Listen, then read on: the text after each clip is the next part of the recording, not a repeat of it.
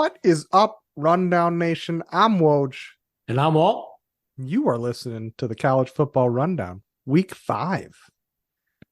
Made It's it, Woj. They made it. we've made it to Week 5. We've made it past all the bullshit. Well, some of them not all bullshit, but most of it was bullshit. But now we've made it past. We're fully into conference play now, which is exciting. People are starting to get their buys out of the way. But we got a full slate of games this week. We got a Friday double ranked team matchup. We got Utah and Oregon State, which is exciting. 8 p.m. Friday on FS1.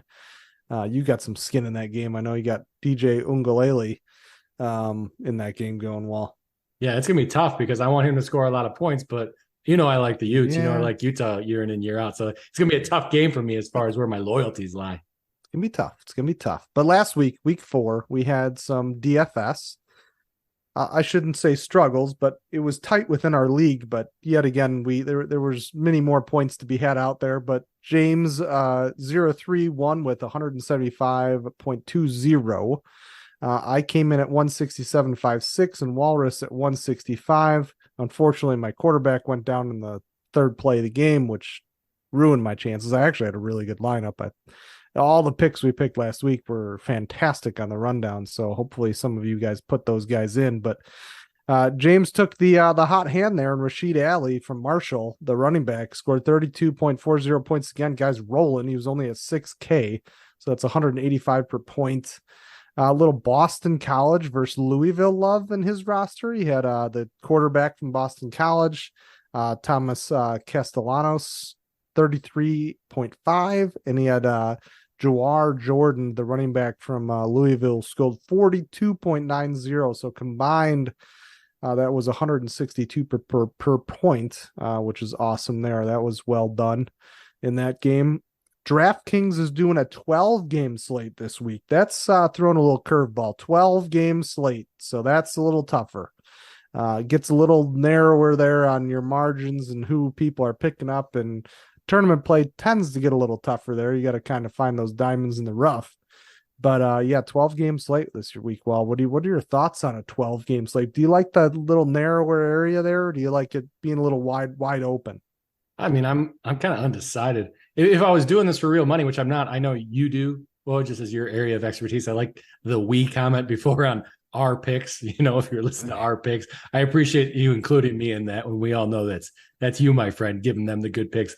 But I don't know, for our smaller slate over here in our competition, I guess I kind of like it. Just gives me more options, makes it a little more fun. Get to pick players that you like rather than restricted games. There is one thing, though, I want to say about this rundown league. The past 2 weeks, that James Z, that's the real Jay-Z from Sports Betting Intel over there. Sports Betting Intel has been taking over this league, Mr. Woj. Are you going to let that stand? And last week was an outlier. I said I wanted to be in the top 3 at least every single week. And I don't know. I'm getting up there. I'm coming back. We're hopefully getting a win this week. It's going to be tougher. Again, I don't like these 12-game slates. I'm more on the lines with you. I kind of like it having a little bit more wide open, a little bit more picks, a little bit more of that looking at the injury reports to see if what I can do on some of these games that most people will pick some. As far as a cash game goes, I think 12-game slates help. But as far as like a GPP, which is like a tournament play, it definitely makes it a lot tougher. But we'll get into some of the it's definitely tougher. Into this week's games, we're gonna get a little before we get into this week's games, let's talk about last week's games. Well, Ohio State gets a walk-off TD against Notre Dame. I watched that whole game, man. That was a defensive battle wall.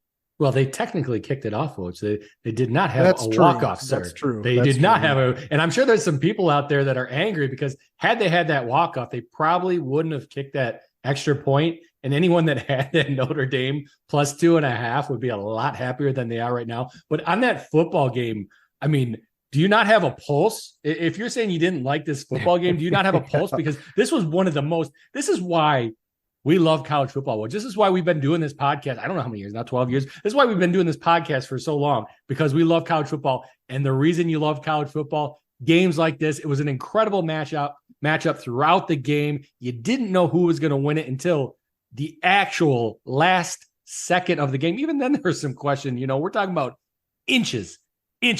Ohio State comes away with the win at Notre Dame. They were a better team that night.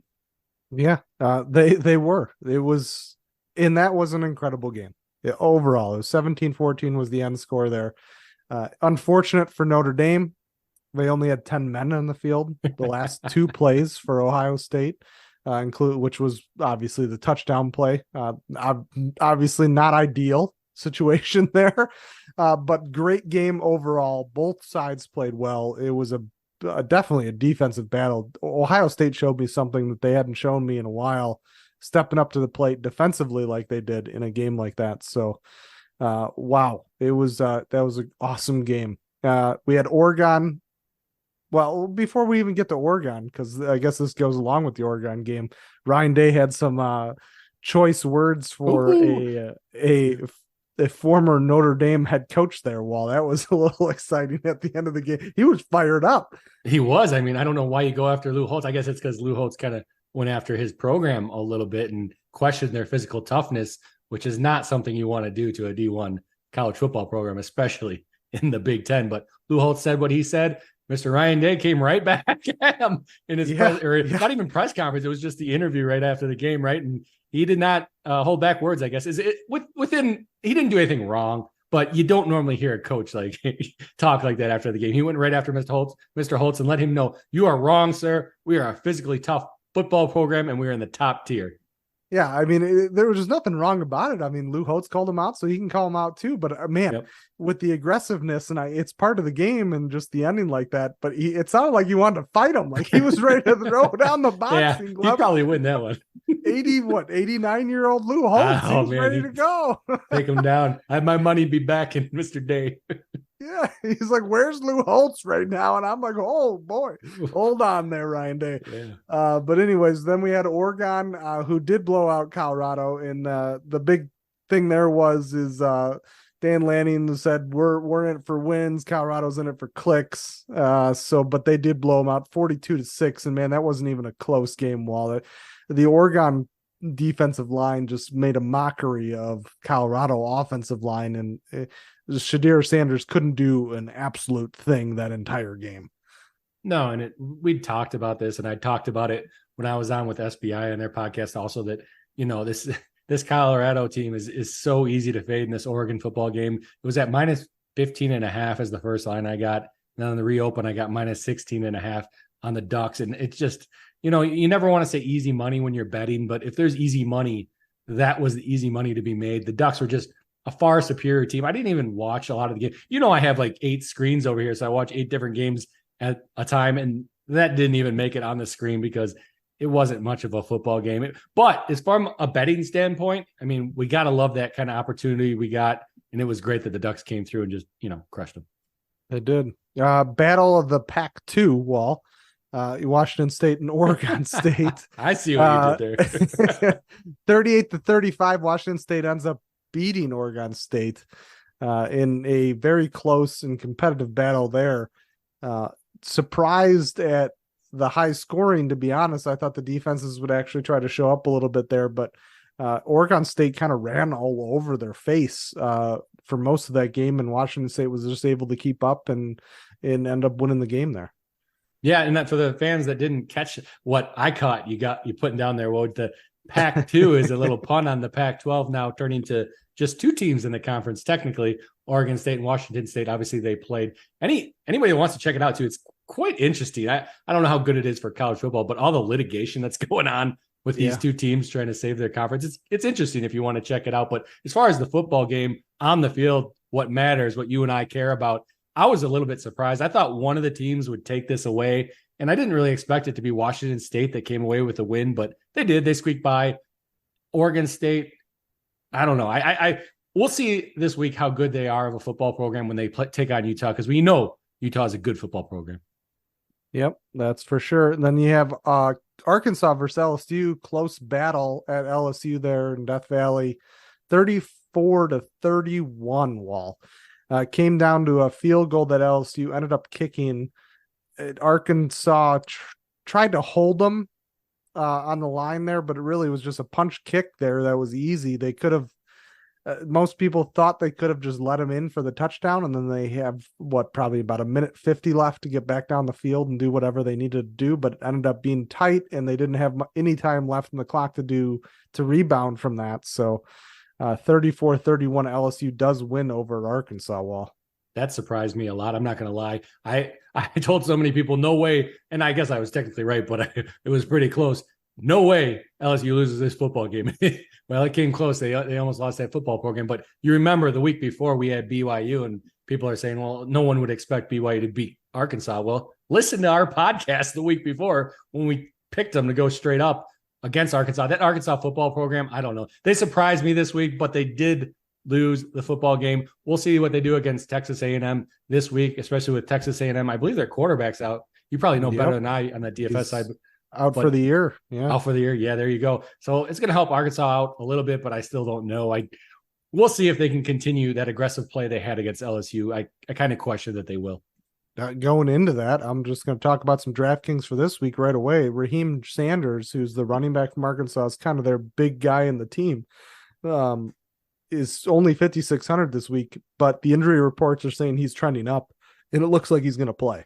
So if he's going to play, that's a steal and a must play in my book. Wall. That's a steal, must play. 5,600 for Raheem Sanders, who's an electrifying player on that Arkansas team going against a Texas A&M team that's been vulnerable. So that is just one of my picks for the DraftKings this week. But we're going to move into this week's games. Number 8 USC at Colorado, 11 a.m. on Fox. While we keep talking about Colorado, but this is just one of those games that they're going to fall into that trap like Oregon again. While I don't see much hope for Colorado here. I think they're going to score more points, but man, Caleb Williams is going to have a field day. Yeah, he absolutely will. That defense is going to have an incredibly difficult time stopping that USC offense. It obviously comes down to, and I'm not saying if it doesn't come down to if they win the game or not, they will not win this football game, but it comes down to how close they can keep with USC by how their offense plays. You're looking at a spread right now of 21.5, which is actually a little better than the game that is USC minus 21.5. Obviously, it's a little better than the game against the Ducks. The Ducks went off as just a 21-point favorite. Now we got the hook. You say, well, what's the difference? Well, a hook is huge. You know, it's everything when you're a sports bettor. You want to take Colorado on the money line. It's plus 950. It implies their chance to win at 9.52% of the time. So just about 1 out of every 10 times Colorado plays USC, the lines makers are saying they win this football game. I disagree, but I'm not going to take the other side, minus 1,400 for USC. Over under the Woj, and you got to have some DFS players, I'm guessing, on your team with this number, 73.5. We do. And well, you have the former Heisman quarterback winner in Caleb Williams. He's at $10,500. So if you want to take him, you have $5K left, a little less than $5K left per player for the rest of your roster. So good luck if you do end up picking him. Maybe he does well, maybe he doesn't. You have the number 1 and the number 2 highest salary players in this game, and Shadir Sanders is number 2 at 9,500. After his game last week, I wouldn't expect most people would pick him either. Again, if you pick those guys, more power to you if they do well, but I will not be picking either of those guys. But some people to look at here is USC does tend to spread the ball out quite a bit, but Brennan Rice has had a touchdown in every single game so far this season. He's only 6,300. I'm sorry, 6,300. Taj Washington is 6,400. I'm sorry, Wall. I screwed that up. But Brennan Rice is 6,400. Taj Washington is 6,500. He's been probably the second most consistent point getter in that receiving crew. So it's either Brennan Rice or Taj Washington you're looking at here if you want to get some action in this game. I would probably gear more towards just Brennan Rice, just in that consistency. But Taj Washington has done a decent job. So it's really a coin flip there. If you want to spend the cheaper money with Brennan Rice, who's got at least a touchdown every game, go for it. So that's a pretty good price for a team that's going to likely score a lot of points, Wall. Yeah, I'll take your word for that. I mean, I'm still questioning if I'm going to pay up that money. You said, how much do you have left if you take? You have a $5K per player left if you were to take Caleb Williams. That's tough. That's tough. Yeah. Good luck filling that roster. You better know some people that I combed through this slate, and I cannot find those 3,500 players that would make me some money. In a cash game, absolutely not. In a tournament play, maybe. It's one of those things where he'll probably low percentage own just because of how high his salary is, and then you can fill a roster around him. But man, there's so many good other there's so many other good options in this spread or slate at a decently middle of the range price above 5K that I just don't think you can fit him in there. The math just doesn't work out. No matter what, if he scores 50 or 40, it still doesn't work out. So there's other options in the slate. So we'll keep working our way down. But while we got number 24 Kansas heading to Texas, Wall, we got number 24 Kansas at number 3 Texas, 2:30 p.m. on ABC, Wall. Yeah, it's not a game you want to sleep on. We saw a couple of years ago where Texas did sleep on this one, right, Woj? And Kansas took them down straight up. We're not talking about covering the spread. We're talking about Kansas Jayhawks taking down the Longhorns. I don't think that happens this year. That's not where my money would be. But the spread right now, minus 16.5 for Texas, minus 800 on the money line if you want Texas. If you want to go to the other side, I'm looking at sportsbettingintel.com right now. They got the best line for Kansas over on Caesars Sportsbook, plus 600. So you bet 100, you're getting 600 back in your pocket if you think Kansas gets that upset again. I mean, it's an interesting game because you got to remember some of these games, Texas and Kansas, they might not play again, Woj, for I don't know how many years. Maybe they get a lucky, bowl game against each other. But with Texas moving over to the SEC, these are games you're not going to see anymore. So, hey, enjoy them while they're last. As far as sports betting, I don't know that I'm going to be putting any money. Actually, I know I'm not going to put anything on this one. I am going to be watching the Texas football program. I'm going to be cheering for them. I think the fact that they're just pretty good on the line, Woj. If you look at their line yards, I'm on an advanced statistics page of this game breakdown, game preview on Sports Betting Intel, and it showed me line yards per play at 3 yards for Texas. That's good. Kansas defense, 2.94 per play. Not so good. That means you're getting first downs every time you're going through, getting a touchdown. That's what Texas's offense does. I think that's what they're going to do in this game. Yeah, you're looking at Kansas as their best players as being Devin Neal, which is the running back. He is only at 6K, but again, struggled versus BYU last week that they ended up beating 38-27, but still, they let Keaton Solvis just light him up for 30 of 51, by the way, for 357 yards. I am pretty sure that Quinn Ewers is going to do a lot better than that if they were just to pass the ball the entire game, kind of like BYU did. So I'm looking at this game. I'm seeing Jalen Daniels isn't going to be able to keep up. Devin Neal's not going to be able to keep up. We're looking at Texas, an easy win here. Worthy is just one of those players too that if Quinn Ewers wanted to, he could throw it to him every single down, and he's going to have a chance to get that 50-50 ball or even a 25% ball if he's double coverage. So I love Texas in this spotlight. Kansas will not be ranked next week. This is a Texas win for sure on ABC. We'll tune that in. This is one of those games where Quinn Ewers can really just dominate. And I'm looking forward to watching that game just to see what more he can do and what more he can show me, Wall. Hey, I love it, Woj. I'll be watching the football game. You know that. Actually, I shouldn't say that because I like to listen to the college football games for Texas a lot. So we shall see. I'll be watching or listening either way. All right. Moving on, we have Boise State at Memphis, 3 p.m. on ESPN2. Wall. Why did I put this on the list for this week? Why did you, Woj? I don't know. It's difficult for me to answer that question. I mean, I'm guessing it's a high over under. Maybe is that the reason for it? It's a decent over under. So right now I think it's sitting at 60, but it's pretty tight game. It's 31-75 for Memphis, 28-25 for Boise State as far as implied points, but the battle of the multi-purpose running backs is the reason for this. You have Blake Watson from Memphis and you have Ashton Gentry from Boise State. Watson is 6,500, Gentry 6,800. These guys are the offense. So Watson is 40.3% of the rushing share, 16.8% of the target share for an average of 27.4 points per game so far this year. And Gentry is 51% of the rushing share and 16.3% of the target share for 36.3 fantasy points per game. These are two teams that defensively are not very good. They're on the top of the slate as far as yards given in the pass game and yards given in the rush game. So I would look for both of these guys just to dominate. I mean, you're looking at a $13,300 wrapped up gift package there in the running back, who average right now points per game 63.7. That's 209 per points right there.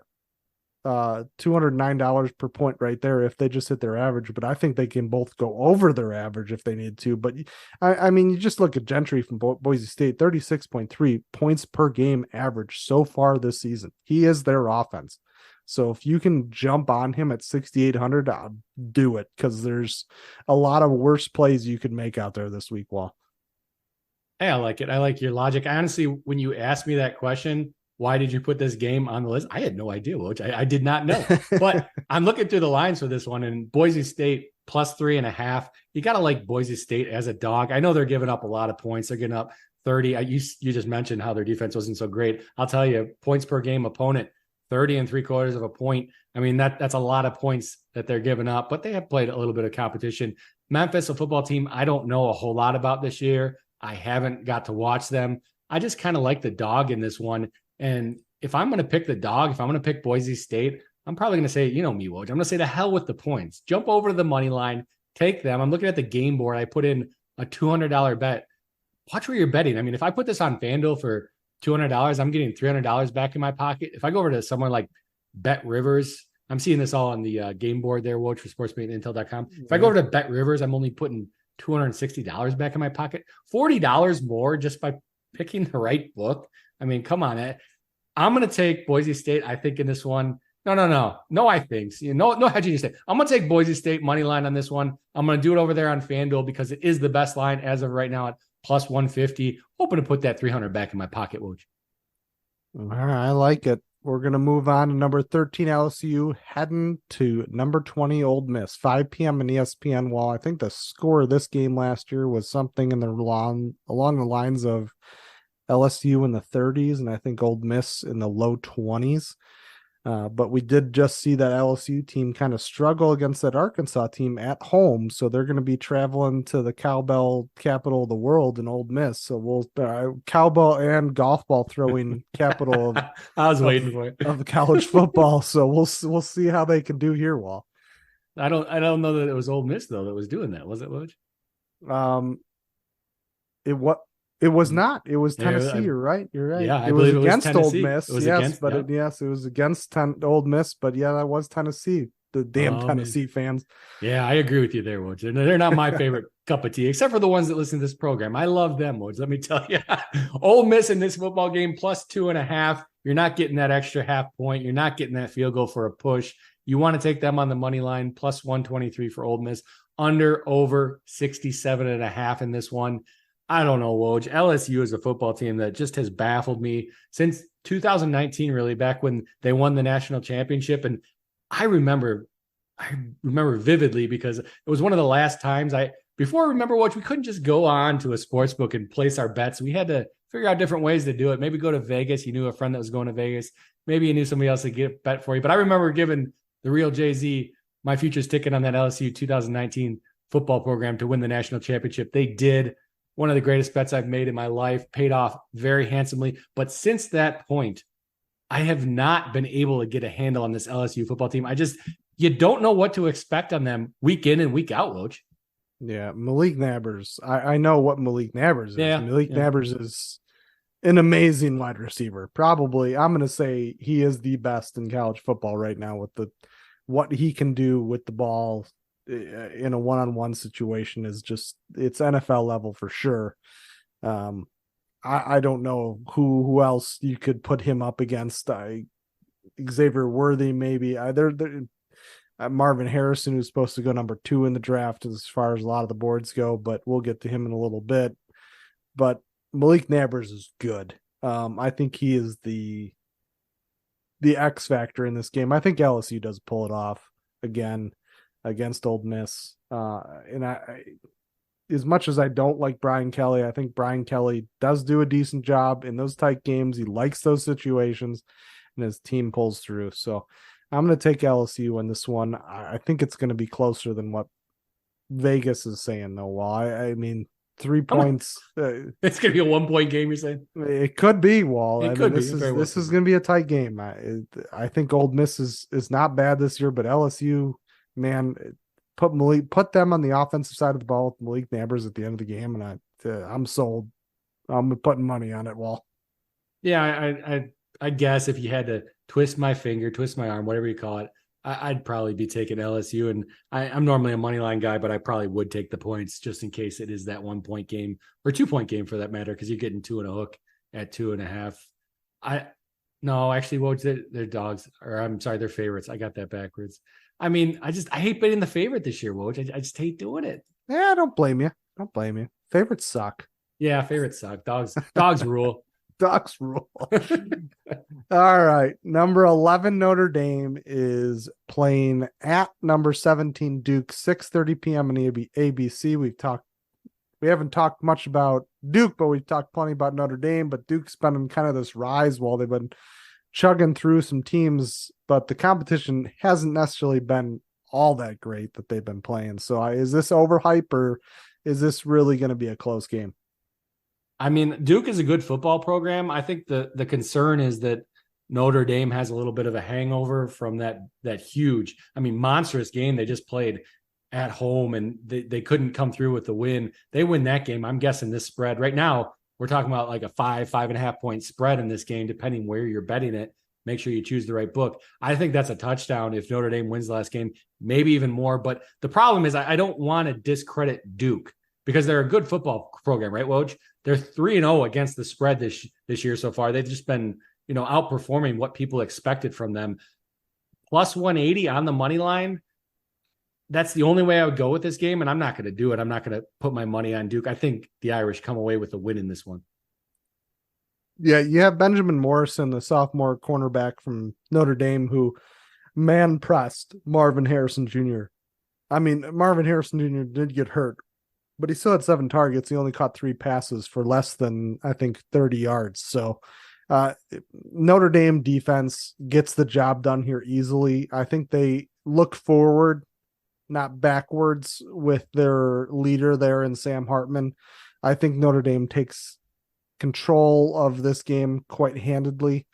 Just some stats. They have 29 wins over ACC opponents. They've covered the last 9. They're 5-1-1 against the spread versus ranked opponents.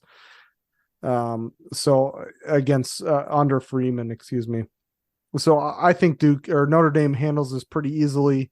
5.5, I don't think is nearly enough, but I get it. There's a lot of hype about Duke. There's a lot of skepticism about how they come back from that loss, that last second loss against Ohio State. But that team was a playoff team playing another playoff team last week. And Duke is not one of those playoff teams. So I think Notre Dame handles this pretty easily, Wall. Yeah, I'm backing. I shouldn't say with money because I don't think I'll put money on this one, but I'd definitely be backing Notre Dame to win the football game. An interesting tidbit though, Woj, the lines, like some of the line makers that open the lines, they do real opening lines. They had this one actually right now. You can, if you want Duke, a good line, you can get them at is about plus 175. They actually had Duke opening shorter odds than that at plus 148. So plus 148 is not that big of a dog, Woj. And the lines makers, the people that know what they're doing, had them opening there. So it baffles me a little bit in the fact that I agree with most of what you said. I do think Duke's a good football program, but why do the people that know best in this world open that line at plus 148? I don't know what I'm missing in this one. I'll just stay away from it. All right. A couple other guys just for DraftKings. For everybody for this week, Isaiah Williams, the wide receiver from Illinois. Yes, I'm picking an Illinois person. He's only 5,700. He's got 36% of the target share. Purdue's given up the 3rd most yards in the slate in the air, 2nd in points in the slate. Williams had double-digit targets in his last 2 games. Look for him to be an impact player in that game. And yes, I know it's a Big Ten game, but 5,700 is pretty cheap for a wide receiver getting double-digit targets in a game. Tyler Warren, who's a tight end from Penn State. He's only 4,500. This is kind of your cheap tournament play. It's a good way to get involved in this game, especially in a Penn State team that's supposed to light up an Ohio State team and actually be. I'm trying to see what their over under is here, Wall, but it's fairly high considering the game. I can't find it right now, but it's high. Oh, yeah, 36.75 points is the implied points for Penn State. He's had 4 TDs in the season. So there are TD plays set up for him. There's another tight end they give passes to, but he is the tight end that's been getting the touchdowns. So the plays are set up for him. And at that price range, if he just scores a touchdown, you're already in the golden money there. So in a game where Penn State should just roll, I'm looking for him in those set up tight end touchdown plays to be the guy. So look for Tyler Warren, even though he's a tight end, especially with how cheap he is at 4,500, to be a impact player this weekend. Wall. I heard you taking, and one thing I'll say, the reason you probably had trouble finding that total is because here in Illinois, we can't bet at Illinois football team. So actually, while you were talking, I was trying to look for the Illinois line, and I don't have it in anything. I'm guessing it's right around a pick 'em, somewhere around there. I wasn't able to find it actually. There you go. That's how it goes. But I will say, you're picking an Illinois player on DFS side. It scares me a little bit, Woj, because I told you before how these SBI guys are starting to take over our league. And now you're telling me you're taking somebody on Illinois' football team for your DraftKings team? I mean, am I missing something? Double-digit targets and a point per reception DraftKings is, I mean, there's something to be said about that, Wall. I mean, that's double-digit targets. So hey, here's what you do. You take your winnings, you double them up, you bet on the Bears on the money line this weekend. There you go. Same logic, Woj. Oh, God. Okay. What the showcase of the shit shows there. But we're not an NFL podcast. We're a college football podcast, so we will get into our picks. I got dominated last week because Coastal Carolina couldn't find their ass from their left hand. I don't know the good analogy there, but they were terrible. You had App State, which was a push. So you're 2-1-1. I'm 2-2. Wall, who are you taking this week? Yeah, I don't like the push, Woj, but were you watching that App State game or no? I did a little bit of it. I watched some highlights too. So yeah. At the end, they were driving and they weren't playing so well. So I was kind of hoping like, hey guys, just turn it over or something so that we can I can get a push on this one. Cause if they went into overtime, I probably wasn't looking good. He threw an interception, got the push. I'll take it. Hey, Woj, not this week though. I'm getting so we're even now. You know, I had my Oregon. Yeah, we're even. I had my backdoor Oregon. You got backdoor App State. So we're even on that. You got the little extra one at the end of your record this year. I had the one at the record last year with a push. So who are you taking this week?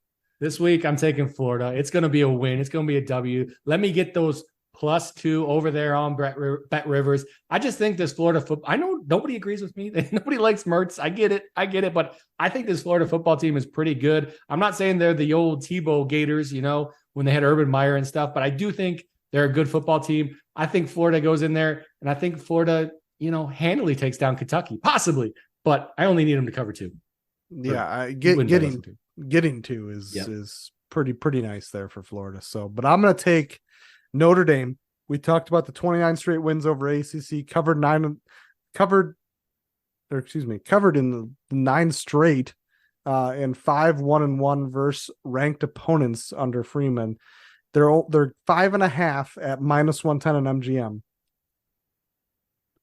All day, Wall. Bet the house. Bet the house, huh? I will. There's another one here. If you want to flip this and you want to do a same game parlay on DraftKings, take Notre Dame on the money line. You're obviously not getting great odds there, but then take the 3.5 team TDs over. You're getting a plus number there. Then you can put a small amount, win more money than you bet. So again, if you're into parlays, that's not a bad parlay in a same game parlay, Wall. But there's a couple things I want to clarify. You're taking Notre Dame on the points, right, Woj? Yeah, -5.5. That's my pick 'em. -5.5, -5.5, -110 MGM. -120 is a little too much for a 3.5 team total, even though I would take that individually as well. But I'm going to take the -5.5. with Notre Dame at -110. I'm going to take a little extra cash there on the win.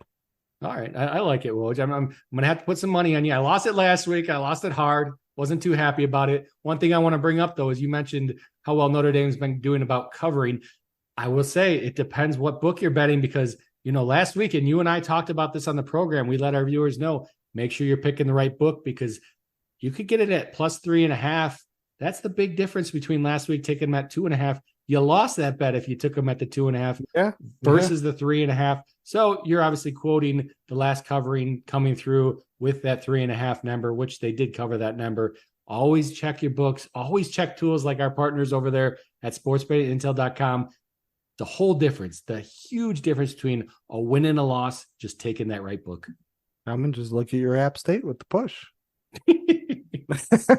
Get out of here, Woj. Get out of here. Who's let's look at the leaderboard. Can you quote our records again, please? All right, it's 2-1-1 to 2-2. So thank you. Technically you have the lead there with a push. No issues left. You left a week out there. So all right. Rundown Nation, I'm Woj. I'm Wahl. And this was the College Football Rundown. Rundown Nation, thanks for listening to our episode. You can catch all of our podcasts and information on www.collegefootballrundown.com. We have upcoming games. We have SBI information on there. They're a big partner sponsor with us. If you want to sign up to their website, please use code RUNDOWN. When you do that, it helps us out. It helps them out as well. But so much good information on that website. So please check them out. Please check our website out. You can catch us on Twitter at WWCFB. Our Instagram is college_football_rundown. Please take a look, take some time. We do our weekly DraftKings League, so make sure to get in on that. All the information for that is on our website.